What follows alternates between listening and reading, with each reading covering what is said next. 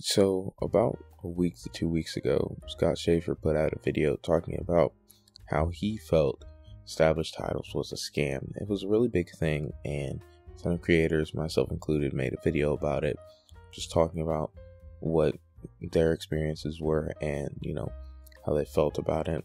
I had no general experience with them. I just thought the situation was interesting. Didn't think it was a scam per se. I think people should look into things a little bit more. Really shouldn't sit there and be like, oh yeah, I'm going to be a lord. After I get this, I'm going to be a lord. Like, that just always rubbed me the wrong way. Like, that can't be how it works. And even if it is, that's weird to put Lord John Smith on like a signature. Like, you're like an idiot. And no government outside of Scotland is going to realize you as nobility. Even though the Scottish government wasn't going to realize you as nobility. And that was like the main draw, other than planting the trees.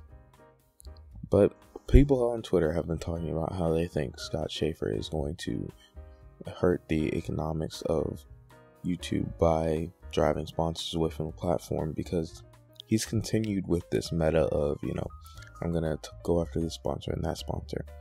And recently he put a video about Kamikoto knives. So I'm going to take a look at it and, see if the information is good. So let's get right into that.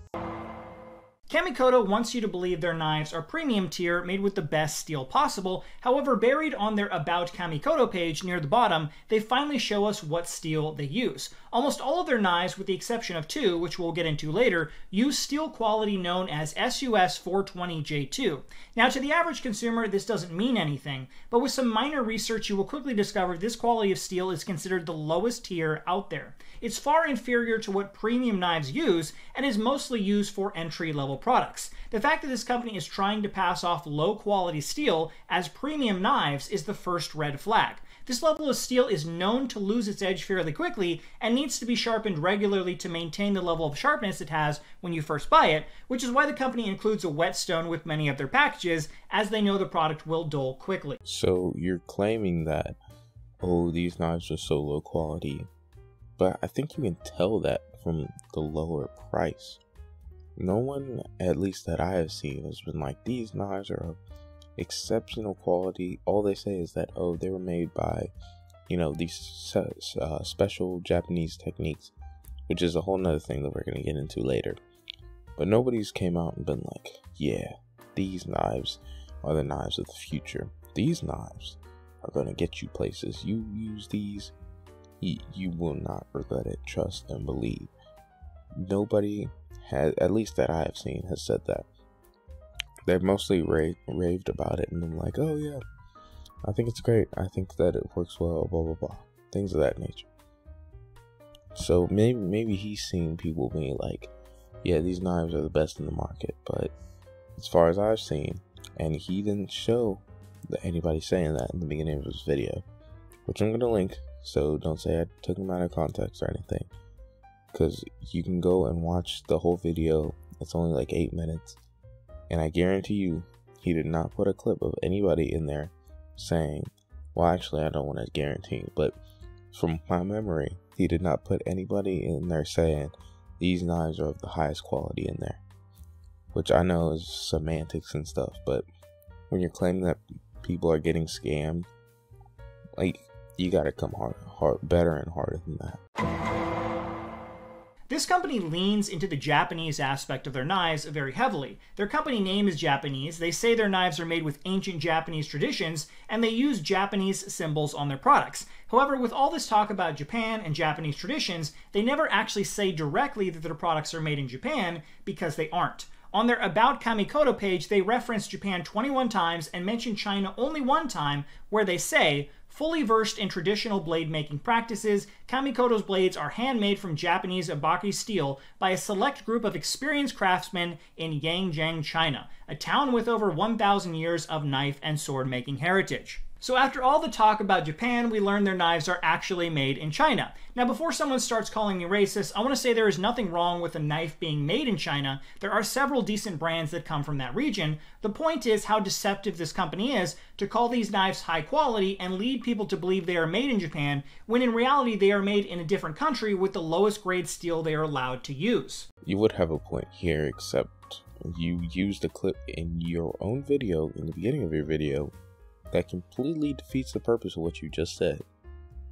You talked about how they talk about all this stuff about it being made in Japan. Oh, they never said that. Makes great Japanese steel kitchen knives using traditional techniques from Japan. They said techniques. They use techniques. If I grow a bonsai tree, that's a practice that originated in Japan. Does that mean that, oh, now it's American process because I'm doing it in America? Just because you do something in a different place doesn't mean that you're not using a technique. So I don't understand what his point is supposed to be here. Like, oh yeah, caught them in a lie here. They're not going to be able to get out of this one. Like, dude, what do you mean? All this talk about Japan. They talked about Japanese techniques. They are from Japan, right? But they use Japan steel, right? Low quality steel, admittedly. But they made it in China, so, you know, it's not Japanese anymore. Even though they're using Japanese techniques. Or at least they said they are. Which, I mean, he didn't provide any proof that they aren't. So, I'm going to go with that, the fact that they are. I'm going to say that seems to be the most likely thing. Kamikoto, by always being on sale, is showing that they can make a profit on their knives despite a supposed 70% discount on their prices. This shows just how cheap it is to make their knives and still make massive profits, so much so that they can spend millions a year to get some of the biggest names on YouTube to promote their knives. Now in the end, I want to say that yes, there are many companies that operate deceptively. Kamikoto is not the only one, but I do feel their marketing and deceit about their product origin and steel quality are near the top of the deceptive list. Ultimately, creators are free to pimp whatever product they want to their subscribers, but do keep in mind if you choose to promote this product, you are helping the company deceive people into thinking they are buying premium Japanese knives, when in reality they're some of the worst quality knives you can actually get. At no point did anyone lie about the origin or how it was made. That's just something that you said. It really aggravates me that he's, coming up with this stuff. And just saying, like, oh, they lied about the steel quality. They literally listed on their website. They lied about their origin. Again, on their website. You had to look for it, but they still listed it on their website. At no point did they say, oh yeah, it's made in Japan. Oh yeah, we use the highest quality steel. They listed their steel quality, and they listed where they actually make it. So where did they lie at? Who lied? That's so weird and so misleading to phrase it like that.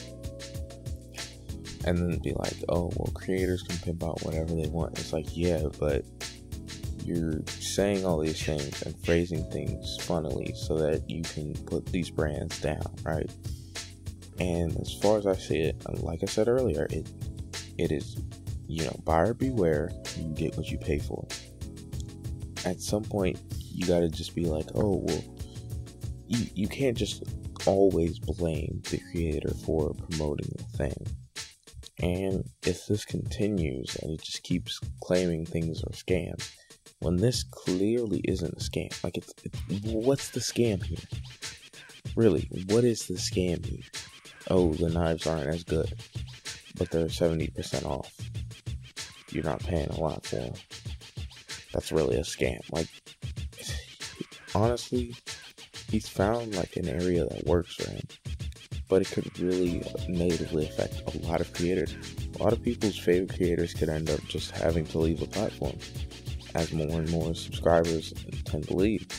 This really could cause, another form of an apocalypse, unfortunately. That's the reality we're looking at.